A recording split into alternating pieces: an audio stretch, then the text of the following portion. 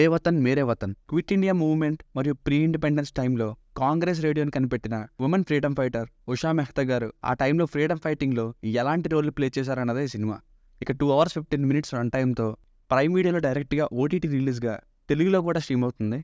ఇక చూశాక నాకైతే ఈ సినిమా స్వతంత్ర పోరాటం టైంలోని ఎప్పుడు ప్యాట్రియాటిక్ సినిమాల్లో చూసేటటువంటి పాయింట్ కాకుండా ఈ రేడియో స్టేషన్ క్రియేషన్ అనేది మనం చూడనుకోను.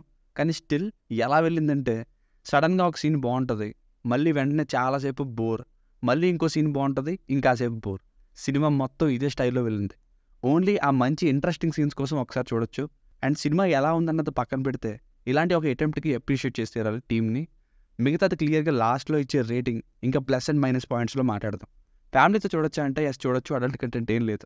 బేసిక్ స్టోరీ లైన్ ఏంటంటే 1942 బాంబేలో ప్రీ ఇండిపెండెన్స్ టైంలో జనాల్లో బ్రిటిష్ వారిని ఎదిరించి మనం స్వాతంత్రం పొందేలా మోటివేట్ చేయడానికి బ్యాన్ చేయబడిన రేడియో స్టేషన్ని సీక్రెట్గా రీస్టార్ట్ చేస్తారు ఈ ఉషా మెహతా గారు అలియాస్ సరా అలీ ఖాన్ గారు. అది జనాల్లో స్వాతంత్రం కోసం మోటివేషన్ని క్రియేట్ చేయడంలో ఎలాంటి కీ రోల్ ప్లే చేస్తుందన్నదే సినిమా. ప్లస్ పాయింట్స్, ఎప్పుడు జనరల్గా స్వాతంత్ర పోరాటం అంటే ఏముంటుంది, బ్రిటిష్ వాళ్ళు జనాల్లో హింసించడం, మనం తిరగబడ్డం. కానీ ఈ రేడియో స్టేషన్ని సెట్ చేయడం అనేది నాకు కొత్తగా అనిపించిందండి. అండ్ ప్రీ ఇండిపెండెన్స్ టైంలోని విజువల్స్కి భలే క్రియేట్ చేశారు. అప్పట్లో ఎలా ఉండేదో మనకు తెలీదు, but these are also believable.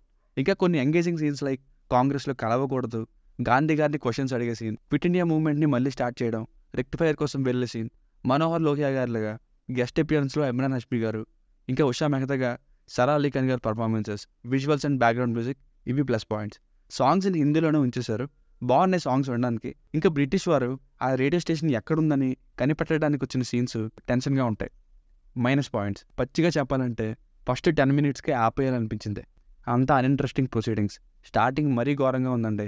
ఎప్పుడైతే రేడియో స్టేషన్ని క్రియేట్ చేస్తారో దాన్ని బేస్ చేసుకుని వచ్చిన సీన్స్ అనే ఎంగేజింగ్గా ఉన్నాయి. మిగతా రన్ టైం అంతా కూడా ఇంకెంతసేపు చూడాలనే ఫీలింగ్ని తీసుకొచ్చింది. మెయిన్గా ఫస్ట్ హాఫ్ అయితే నా పని అయిపోయిందిరా బాబు అనిపించింది. ఇన్ఫర్మేషన్ పరంగా ఓకే, అది కూడా రియల్ స్టోరీ కాబట్టి. కానీ మాస్ ఆడియన్స్కి కానీ హై లెవెల్ ఎంటర్టైన్మెంట్ని ఎక్స్పెక్ట్ చేసే వారికి ఈ సినిమా కష్టం.